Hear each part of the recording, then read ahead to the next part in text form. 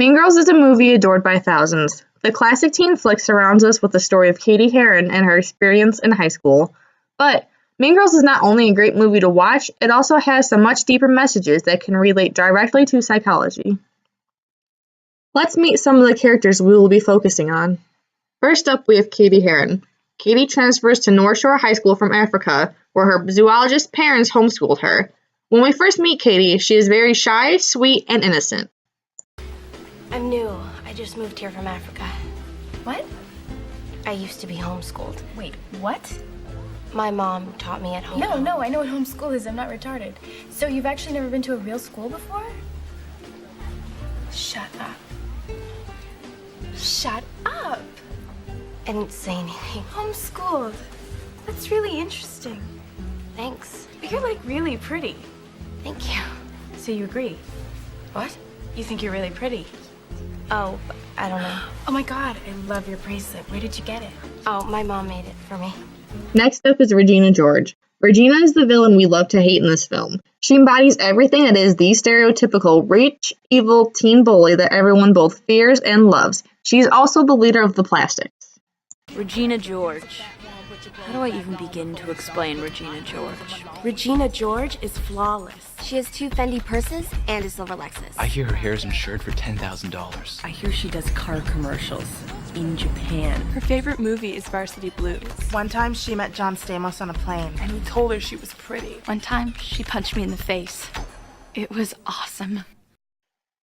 Next we have Karen Smith. Embodied by low self-esteem and general stupidity, she clings to Regina in the Plastics in every way possible. That one there, that's Karen Smith. She is one of the dumbest girls you will ever meet. Damien sat next to her in English last year. She asked me how to spell orange. Next we have Gretchen Wieners.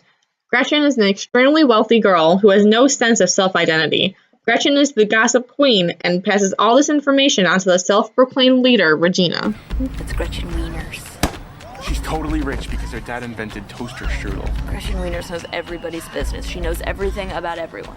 That's why her hair is so big. It's full of secrets.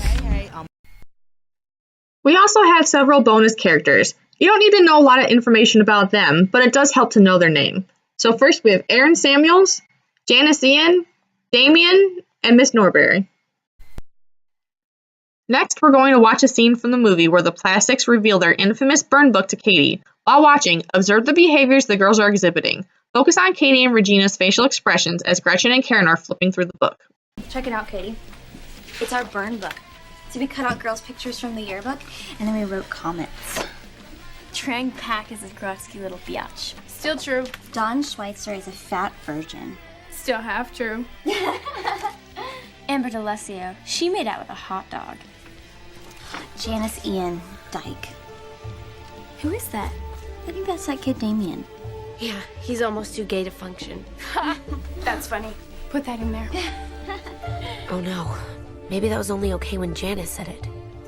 Notice how when Gretchen and Karen are reading pages of the burn book, how Regina is laughing and agreeing. Now, if you focus on Katie, we can see that she does not laugh or smile at the insults being read, especially when Gretchen gets to Janice's page. Katie's face instantly drops because Janice is her friend. Then when asked about Damien, Katie says he's too gay to function, not realizing that the Plastics would take that in a mean way and put it in the book. The reactions of Regina and Katie signify different parts of Bronfenbrenner's biological model. In the textbook on page 31, Bronfenbrenner states that the microsystem is the immediate environment surrounding an individual, includes the people, relationships, and systems that directly interact with the developing individual, such as family, peers, and school. Bronfenbrenner's microsystem shows the different ways both Katie and Regina's families and upbringings impact their reaction to the burn book. Regina has always been the wealthy, popular queen bee, whereas Katie has been homeschooled and was raised in Africa with her parents, where the moral compass is totally different her entire life. In this next scene, we can see how much Katie's personality has shifted. She's become what she hates, a plastic. On page 31 of the textbook, it is stated that the macro system includes many of the broader cultural patterns, such as beliefs, customs, knowledge, and morals. This section of Bronfenbrenner's model can show how Katie's change in morals and beliefs has directly caused a change in her personality. I'm sorry, I can explain. explain. Explain how you forgot to invite us to your party? Janice, I cannot stop this car. I have a curfew. You know I couldn't invite you. I had to pretend to be plastic. Buddy, you're not pretending anymore. You're plastic. Cold, shiny, hard plastic. Curfew, 1 a.m. It is now 1:10. Did you have an awesome time? Did you drink awesome shooters and listen to awesome music and then just sit around and soak up each other's awesomeness? You know what? You're the one who made me like this, so you could use me for your 8th grade revenge.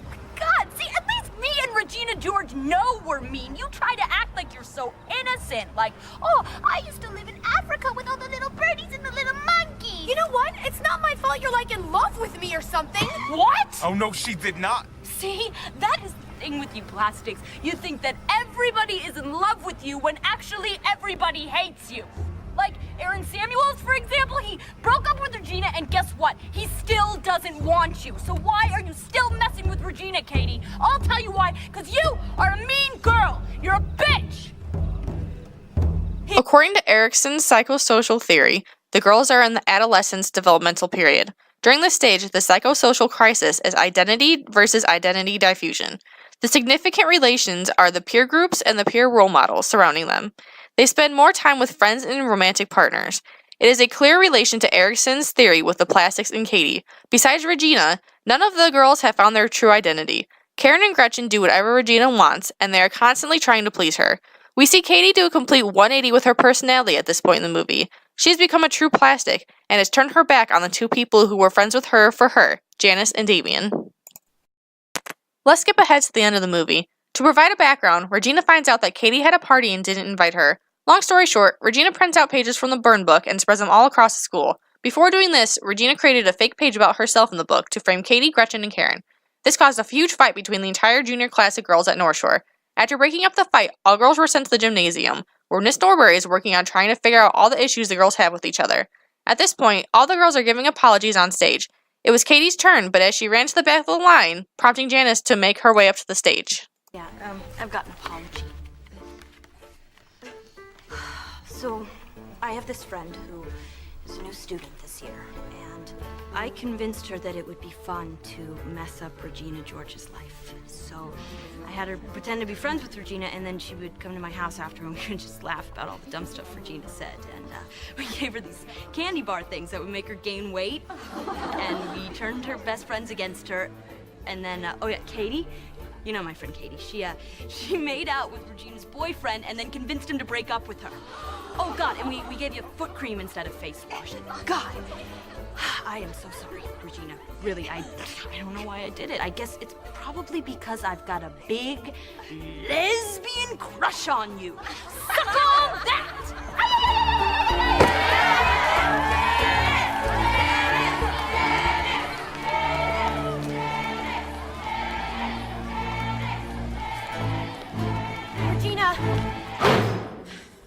Regina, wait, I didn't mean for that to happen. To find out that everyone hates me, I don't care. Regina, please. Regina, stop! Do you know what everyone says about you? They say that you're a homeschooled jungle freak who's a less hot version of me. Yeah, so don't try to act so innocent. You can take that fake apology and shove it right up your hairy... This is a scene that really shows Katie being remorseful. She truly felt bad for everything she had done to Regina. I believe Miss Norbury had great intentions for this idea, and up until this point, it had been working well. I do think, however, that the staff should have stopped Janice's speech once she started saying all the stuff that they did to Regina. They had to have known that this was going to end badly. The whole situation of Regina getting hit by a bus could have been avoided, but it does encourage Katie to help fix her wrongs.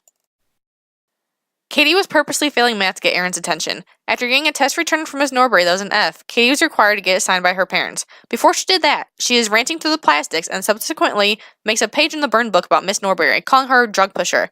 Miss Norbury found this page after Regina scattered them and instantly knew it was Katie who wrote it, because she had told her she pushes people to do things, that she was a pusher. This next scene happens briefly after the gymnasium incident. At this point, Miss Norbury's class was being interrogated by police, accusing her of being a drug dealer. Katie felt so remorseful that she took complete blame for the burn book. She said that she made it up and she put it in the book. This scene takes place several days later, it appears. Oh, hi. Did you want to buy some drugs? I'm just done with my quiz. Wait, I'll grade it right now.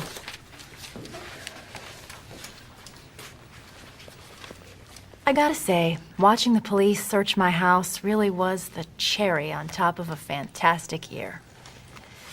How much trouble did you get in for telling the truth? A lot. Well, you didn't write that whole book yourself. Did you tell Mr. Duvall who else did it? No, because I'm trying this new thing where I don't talk about people behind their backs. That's right. Getting hit by a bus is pretty good punishment. 94. Welcome back, nerd.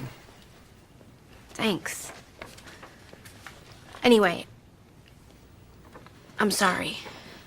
I forgive you. But as my own personal form of punishment, I figured out how you're gonna earn that extra credit. What's up? At the end of that scene where Miss Norbury said she figured out how Katie will be making up the extra credit, she was referring to her joining the mathletes. Kevin, the boy who says, "What's up?" is the captain of the team. Katie joins the mathletes because of an eccentric motivation. An eccentric motivation is defined by Kendra Cherry as the type of motivation that occurs when they are motivated to perform a behavior or engage in activity to earn a reward to avoid punishment. In this case, Katie is joining the mathletes in order to not fail math class. This last scene we will look at will show the ending character traits of the plastics in Katie. Listen to what Katie says and look at how all the girls' characters had developed into better people. Her physical therapist taught her to channel all her rage into sports.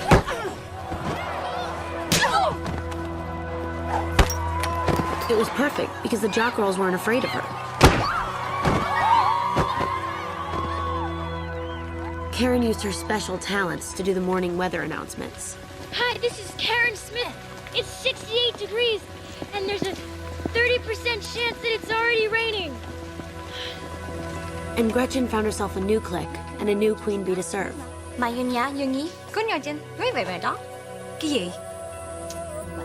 Aaron went to Northwestern, so I still get to see him on weekends. And me, I had gone from homeschool jungle freak to shiny plastic to most hated person in the world to actual human being. Hey. All the drama from last year just wasn't important anymore. School used to be like a shark tank, but now I could just float. Regina. Finally, Girl World was at peace. I think this ending shows that everyone, besides maybe Gretchen, accomplished a great sense of personal development. Regina went from the meanest girl to a well-rounded athlete. Karen gained so much self-confidence and used her ESPN, as she put it, to tell the school weather. Katie goes from sweet, sheltered girl to top-of-the-line plastic to normal, nice girl. In conclusion, there are many psychological aspects you can pick apart in movies. Mean Girls in particular has so many things, you can pick something out of nearly every scene in the movie. So fetch.